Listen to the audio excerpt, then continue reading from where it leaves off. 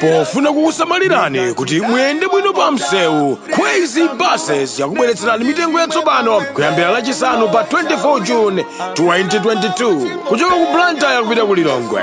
Akulu 20,000 kwacha ndipo ana 15,000 kwacha. Return ticket kuchoka ku Blantyre kupita ku Lilongwe. Akulu 35,000 kwacha ndipo ana 28,000 kwacha. Kuchoka ku Blantyre kupita ku Mzuzu. Akulu 32,500 kwacha ndipo ana 25,000 kwacha. Return ticket. Akulu 60,000 kwacha ndipo ana 47,000 kwacha. Kuchoka ku Mzuzu kupita ku Lilongwe. Akulu 20,000 kwacha ndipo ana 15,000 kwacha. Return ticket. Kuchoka ku Mzuzu kupita ku Lilongwe. Akulu 35,000 kwacha ndipo ana 25,000 kwacha. Mitengo iyi yamba kugwira ntchito lachisanu pa 24 June 2022. Ngati mukufuna kufunsa zofunsa zina tangoimba foni pa nambala iyi 0886 780 355. Khwezy buses, miles of smiles to your destination.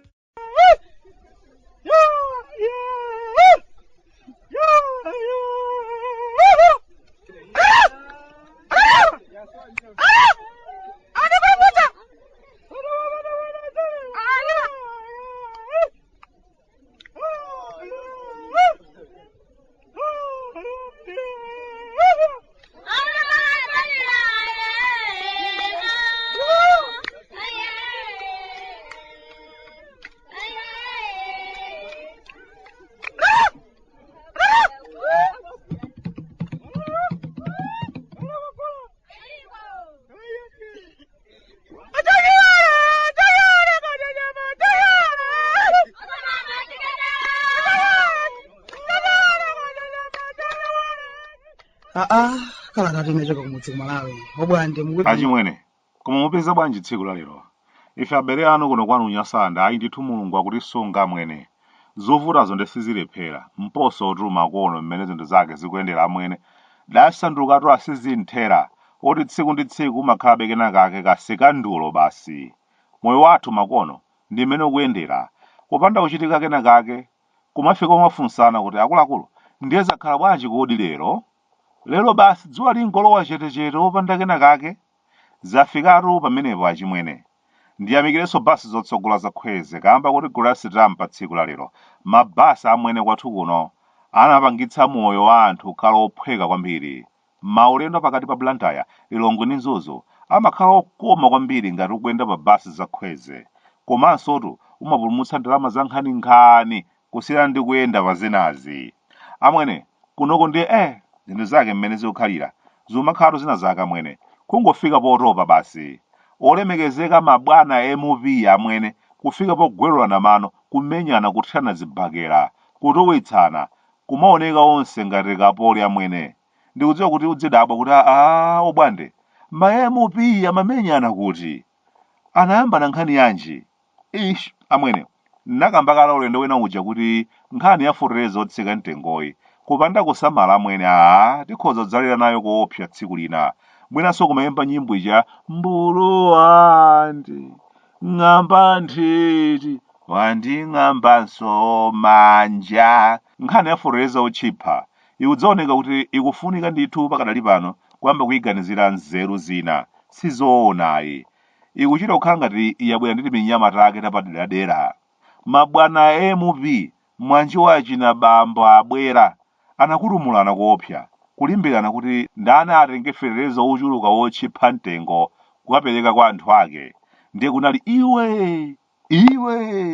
iwe ukutumulana ndi kufika pooneka ngati chikhokhombe cha boloma. Ndewu ya olemekezeka anthu amba osalemekezeka ndi amene anali woonerera komanso kumaombera m'manja. N'chifukwa ndikunena kuti izi zafutereza otchipaza chimwene zilolonetsa uchitsiru kukubwerako ofunika kuziwunikanso bwinobwino. Inde ndali ndi zimene zimatipangitsa ndithu kuti tikhalebe tikumalimbikira mtunda wopanda madziwo komabe mwina mwake nthawi yakwana tsopano yoti tiyambepo kumaponyanso maso kwina kuona kuti kodi tituluka bwanji mu umphawi wa dzauneni umene tili nawowu. Nanga ino pali nzeru yanji chaka ndi chaka kumapereka vindalama pa nkhaninkhani ku ntchito yogula futereza otchipa mtengo koma chaka ndi chaka ndimapezekanso kuti muli mu umphawi wa dzauneni chakudya mulibe chaka ndi chaka umakhalanso mufuna ndalama za nkhaninkhani kuti mupeze chimanga choti chikhoza kuthandiza anthu amene ali bileto. Ifeyo tamva kuti ayi maemupitu kwakutumulana osati sewero, winayo ndiye akuti amachita kuponya zibakera ngati mvula ya mvumbi pansi pa mtima. Timati ayi achita bwino kugwerulana mano, ndipo zachitika nthawi yabwino. Akabwerera ku nyumba yoluka malamulo mwina akhoza kukhala pansi ndi kunena kuti ayi ndithu izi zikuchitikazi zachabechabe akuluakulu. Ntchito yogulitsa fotereza ndi zipangizo za ulimi zotchipa kwa alimi ndi khalidwe lokodola umphawi kwambiri, chifukwa choti nthawi ina yake zidakhala ngati zidagwirako, anthu adapeza chakudya chochuluka, ndiye chaka chilichonse kumayeserera zomwezo akakhale sakuthekabe makono. Pena pake mabwana kumwambako kuphatikizapo awa mwanje wachina yona abambo abwera amene amakutumulana awa akhala opangopanga za ndale basi pogwiritsa ntchito nkhani ya fotereza otchiphayi. Zoonadi ndikumadziwa ndithu kuti nyasande wathuyu kuti anthu achoke mu umphawi wadzionene tikuyenera kutere komanso kutere. Tiye ndikhazikitse makampani za ulimi, minda ikuluikulu ya za ulimi, tiyeni amene aja apatsidwe thandizo lokwanira, alime mwadongosolo, akapeza zokolola zochuluka amene aja awuzidwe chimanga mapeza achi mtengo wake malireni mwakuti kugulitsa, anthu azitha kupeza chimanga chija mosavuta. Mbali naye atapeza mwayi wa ntchito chifukwa kampani zowalemba ntchito zachuluka. Kaya mwina mutitsutsa ku tawuni kwanuko, ifeyo kuno kumudzi ndi mmene pena pake timaganizira. Timavomereza kuti sitonse amene tikhoza kulima, enafe tili ndi magawo ena amene tikhoza kuchita bwino koposa. Koma kwathu kuno tikamayala mapulani athu basi timatenga ngati wina aliyense khomo lililonse likhoza kukhala lolima chimanga basi. Akuti kaya magwira mawu aja alidzi oti chuma chili munthaka. Mapero ake anthu akalandira zipangizo za ulimi zotchipha amangogulitsa kwa ena. Abale ndine makopo nitu awo ogulitsa. Hey, awo mufuna fotereza ndani kodi? Ndinaye kuno wa hype.